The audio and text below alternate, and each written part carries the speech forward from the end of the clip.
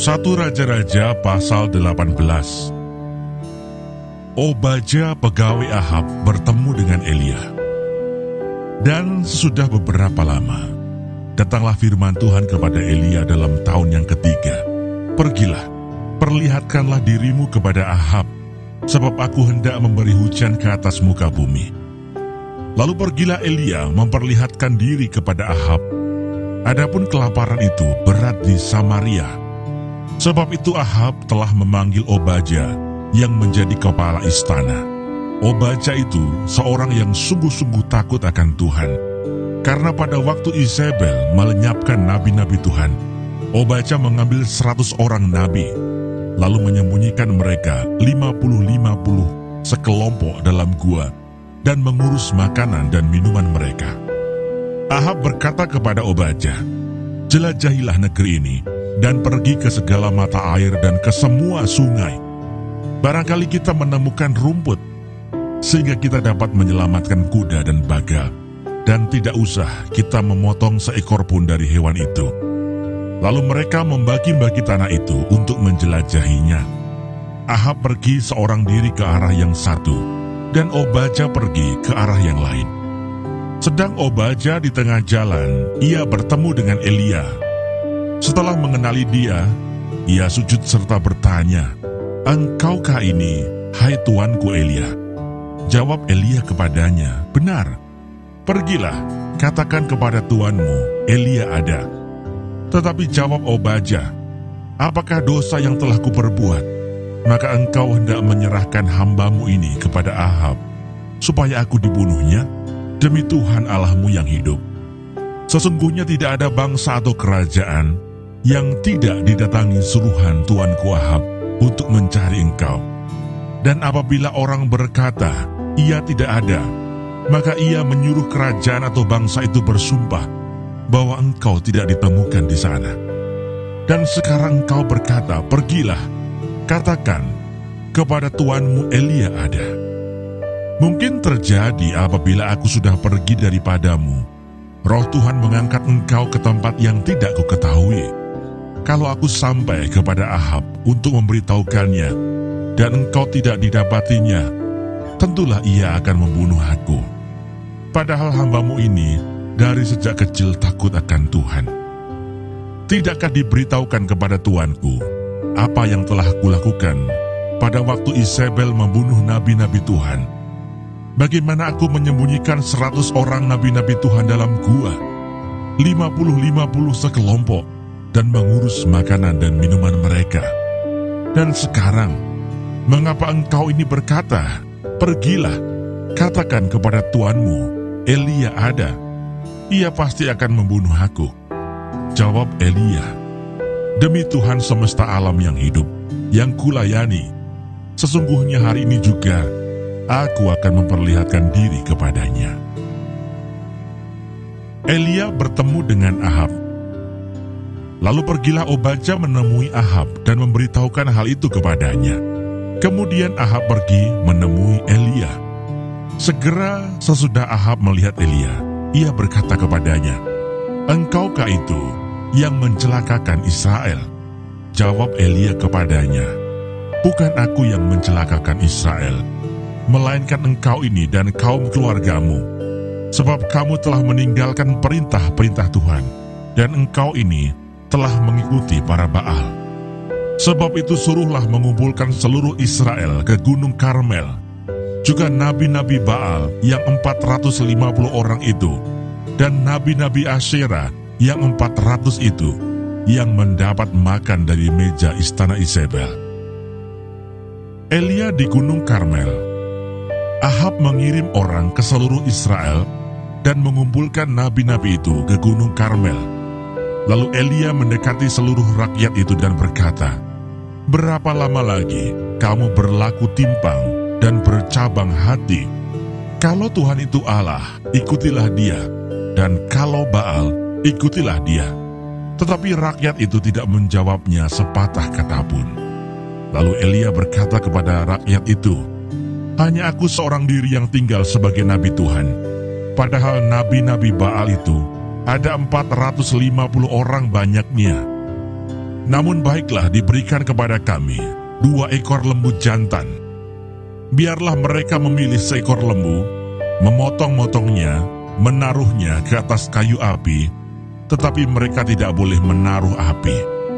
Aku pun akan mengolah lembu yang seekor lagi, meletakkannya ke atas kayu api, dan juga tidak akan menaruh api. Kemudian biarlah kamu memanggil nama Allahmu, dan aku pun akan memanggil nama Tuhan. Maka Allah yang menjawab dengan api, dialah Allah. Seluruh rakyat menyaut katanya, baiklah demikian. Kemudian Elia berkata kepada nabi-nabi Baal itu, pilihlah seekor lembu dan olahlah itu dahulu, karena kamu ini banyak. Sesudah itu panggillah nama Allahmu, tetapi kamu tidak boleh menaruh api. Mereka mengambil lembu yang diberikan kepada mereka, mengolahnya dan memanggil nama Baal dari pagi sampai tengah hari, katanya, ya Baal, jawablah kami. Tetapi tidak ada suara, tidak ada yang menjawab. Sementara itu mereka berjingkat-jingkat di sekeliling mezbah yang dibuat mereka itu. Pada waktu tengah hari, Elia mulai mengejek mereka, katanya, panggillah lebih keras, bukankah dia Allah? Mungkin ia merenung, mungkin ada urusannya, mungkin ia bepergian, barangkali ia tidur dan belum terjaga. Maka mereka memanggil lebih keras, serta menoreh-noreh dirinya dengan pedang dan tombak, seperti kebiasaan mereka, sehingga darah bercucuran dari tubuh mereka. Sesudah lewat tengah hari, mereka kerasukan sampai waktu mempersembahkan korban petang, tetapi tidak ada suara, tidak ada yang menjawab, tidak ada tanda perhatian. Kata Elia kepada seluruh rakyat itu, datanglah dekat kepadaku. Maka mendekatlah seluruh rakyat itu kepadanya, lalu ia memperbaiki mezbah Tuhan yang telah diruntuhkan itu. Kemudian Elia mengambil 12 batu, menurut jumlah suku keturunan Yakub. Kepada Yakub ini telah datang firman Tuhan, engkau akan bernama Israel. Ia mendirikan batu-batu itu menjadi mezbah demi nama Tuhan, dan membuat suatu parit sekeliling mezbah itu yang dapat memuat 2 sukat benih. Ia menyusun kayu api, memotong lembu itu, dan menaruh potongan-potongannya di atas kayu api itu. Sesudah itu ia berkata, penuhilah 4 buyung dengan air, dan tuangkan ke atas korban bakaran, dan ke atas kayu api itu. Kemudian katanya, buatlah begitu untuk kedua kalinya, dan mereka berbuat begitu untuk kedua kalinya. Kemudian katanya, buatlah begitu untuk ketiga kalinya, dan mereka berbuat begitu untuk ketiga kalinya, sehingga air mengalir sekeliling mezbah itu, bahkan parit itu pun penuh dengan air. Kemudian pada waktu mempersembahkan korban petang, tampillah Nabi Elia dan berkata, ya Tuhan Allah Abraham, Ishak dan Israel, pada hari ini biarlah diketahui orang bahwa engkaulah Allah di tengah-tengah Israel, dan bahwa aku ini hambamu, dan bahwa atas firman-Mu lah aku melakukan segala perkara ini. Jawablah aku ya Tuhan, jawablah aku, supaya bangsa ini mengetahui bahwa engkaulah Allah ya Tuhan, dan engkaulah yang membuat hati mereka tobat kembali. Lalu turunlah api Tuhan menyambar habis korban bakaran, kayu api, batu dan tanah itu. Bahkan air yang dalam parit itu habis dijelatnya. Ketika seluruh rakyat melihat kejadian itu, sujudlah mereka serta berkata, Tuhan, dialah Allah, Tuhan, dialah Allah. Kata Elia kepada mereka, tangkaplah nabi-nabi Baal itu, seorang pun dari mereka tidak boleh luput. Setelah ditangkap, Elia membawa mereka ke sungai Kison dan menyembelih mereka di sana. Kemudian berkatalah Elia kepada Ahab, pergilah, makanlah dan minumlah, sebab bunyi derau hujan sudah kedengaran. Lalu Ahab pergi untuk makan dan minum. Tetapi Elia naik ke puncak gunung Karmel. Lalu ia membungkuk ke tanah dengan mukanya di antara kedua lututnya. Setelah itu ia berkata kepada bujangnya, "Naiklah ke atas, lihatlah ke arah laut." Bujang itu naik ke atas. Ia melihat dan berkata, "Tidak ada apa-apa." Kata Elia, "Pergilah sekali lagi."